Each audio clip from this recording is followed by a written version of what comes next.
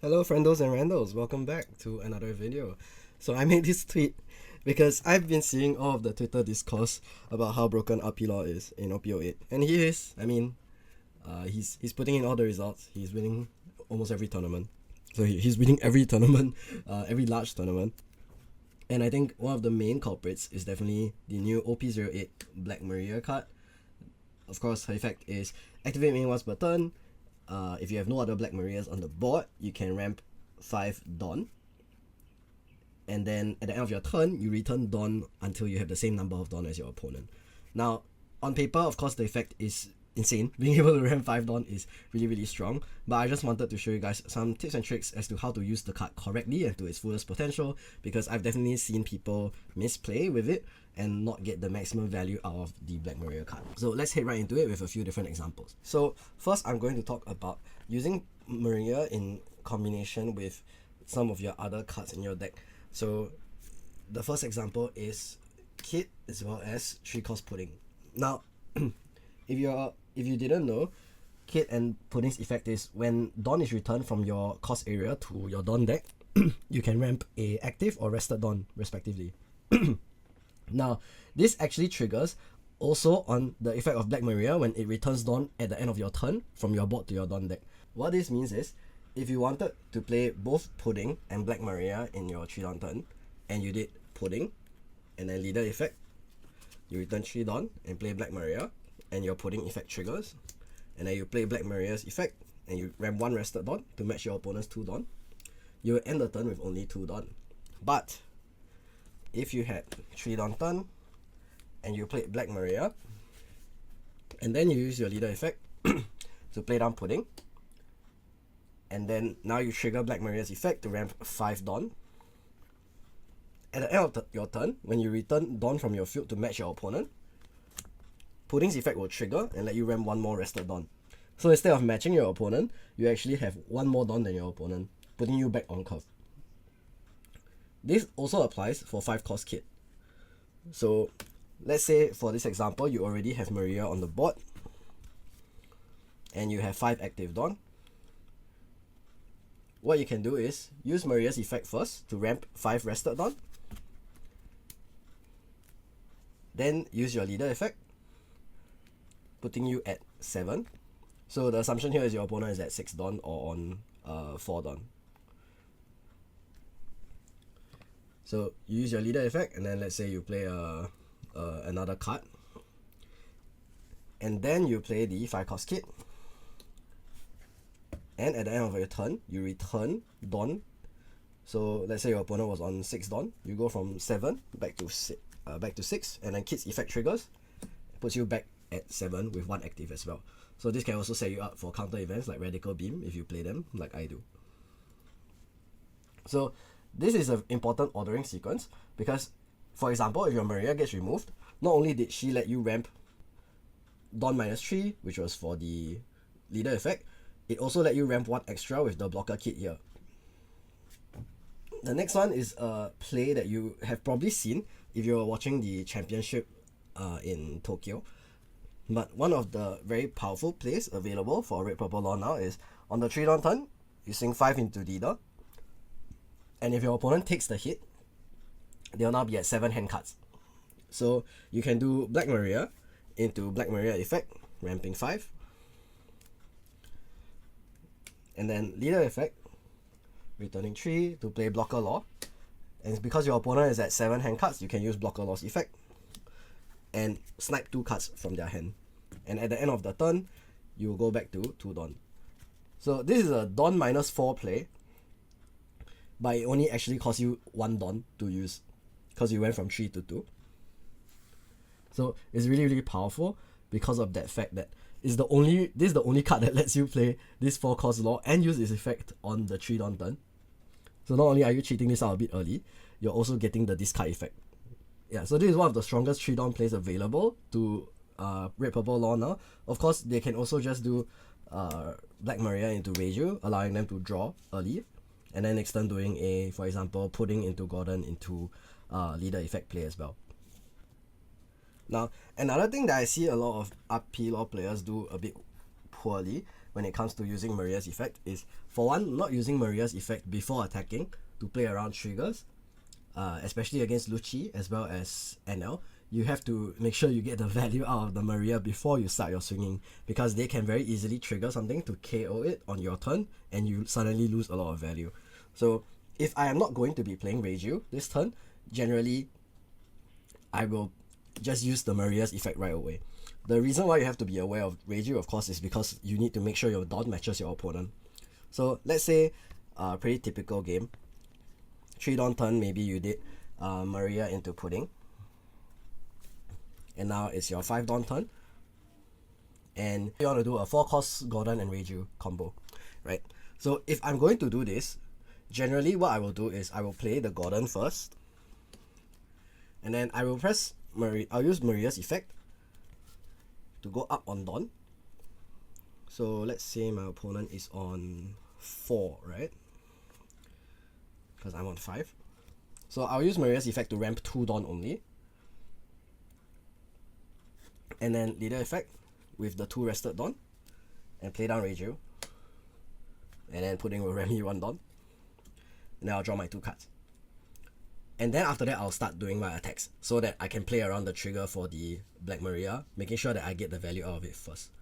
Also note that because Maria lets you ramp up to a certain number of Dawn, instead of just ramping 5 Dawn all the time, because that's how it is on the sim as well, you can also use that interaction to ensure that you're in the correct ranges for cards like Reiju as well as Sanji that require you to have a certain number of Dawn less than or equal to your opponent. So that is one example here. Maria rams 2 Dawn, I'm on 5 Dawn, my opponent is on 4 Dawn. Maria rams 2, pay 1 for Gordon, leader effect, and then I play the Reiju. So I'm still on 4, my opponent is on 4 as well, so I get to use the Reiju. If I had just ramped the random 5, then I wouldn't have been able to do that. Of course, if you're going to play something that puts you at another Dawn -1 later, then don't play it like this. But if there's no other Dawn minus effects that you're planning to use this turn, then it's pretty okay. One other thing is that it also lets you draw your outs first. So by playing the Reiju first, you can draw into another 4 cost, which may be better than what you currently have in hand. The last thing I wanted to talk about is timing for the Black Maria and when you should really be dropping it.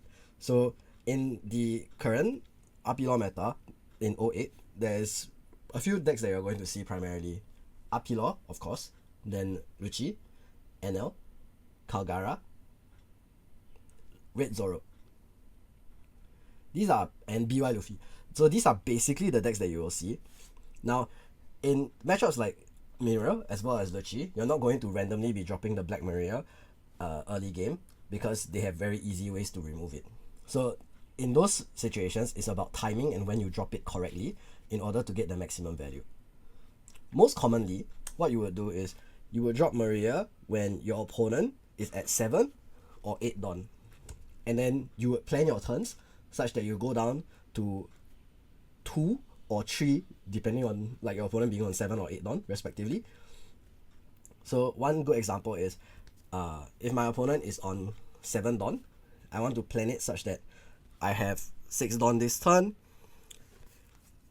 and then I will probably do something along the lines of Queen, go down 1, use a Gordon, and then leader effect, playing down a Maria,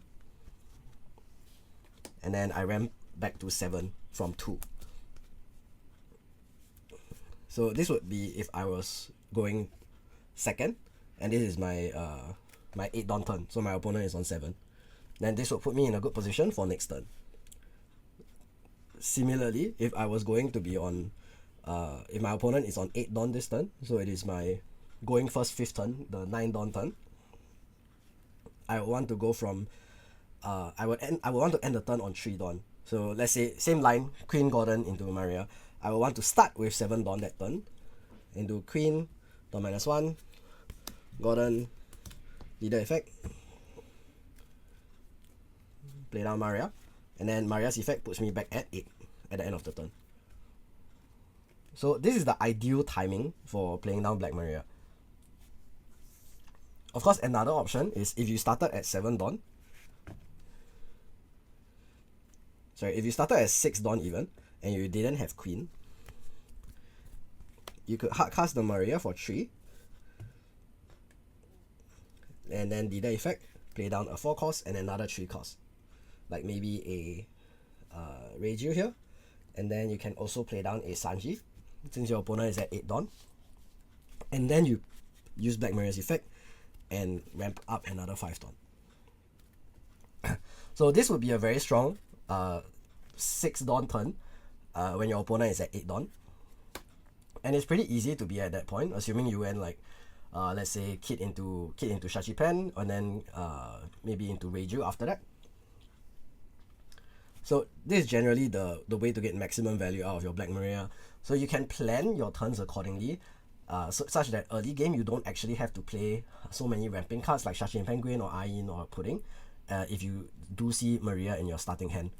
As long as you plan around it such that you get your maximum value and get your 5 Dawn ramp in one turn, then that's how you want to actually use the Maria, rather than just randomly dropping it on, let's say, when you are at 5 and your opponent is at 6, and you only end up ramping like maybe 2 Dawn with it. It's much better to get the maximum value in this way. However, in matchups like Zoro, in matchups like Kalgara, where they don't really have a good and efficient way to remove the Black Maria, it's actually perfectly fine to drop her down on 3 Dawn and then start using the effect every turn. Against Zoro, for example, you can just drop it down on 3, use this effect, and start playing things like Reiju. So leader effect, Reiju, start drawing cards, Black Maria back, 2 more Dawn. Next turn you start with 4 Dawn, and then you can Black Maria again, use this effect, continue to use your leader effect every turn with that Black Maria effect. So this is especially good into Kalgara and Zoro. It's also pretty decent into BY Luffy, because early game against BY Luffy you do want to flood the board as much as possible, so that you can pressure them when they are at 5k base still, with multiple swings. The last thing is, despite all of the things that I mentioned earlier, make sure not to overthink it. If it is your best play to ramp 4 or 3 Dawn with the Maria, just use that. Just use the Maria at that point. Yes, it's of course better to get maximum 5 Dawn value out of it, but if it's going to be able to ramp you 3 or 4 Dawn, even 2 Dawn in some situations is already a good enough play if you have nothing better in hand.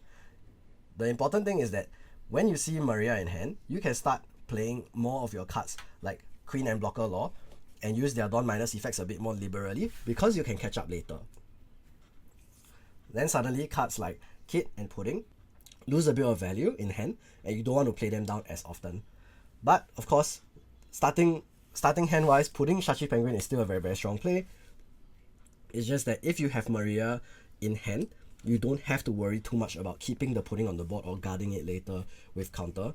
You can go ahead and use the Pudding as a free attacker instead.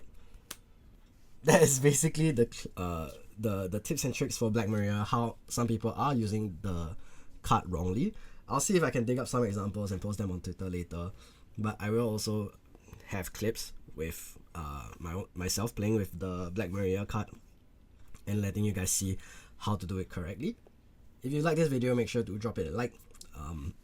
I hope it comes in handy and they don't ban RP Law too soon, although it does seem like maybe this Black Maria card will be getting a hit sooner or later, but we will see. And that is all for today. Thank you, friendos and randos, for watching, and I will see you guys again next time. Peace out.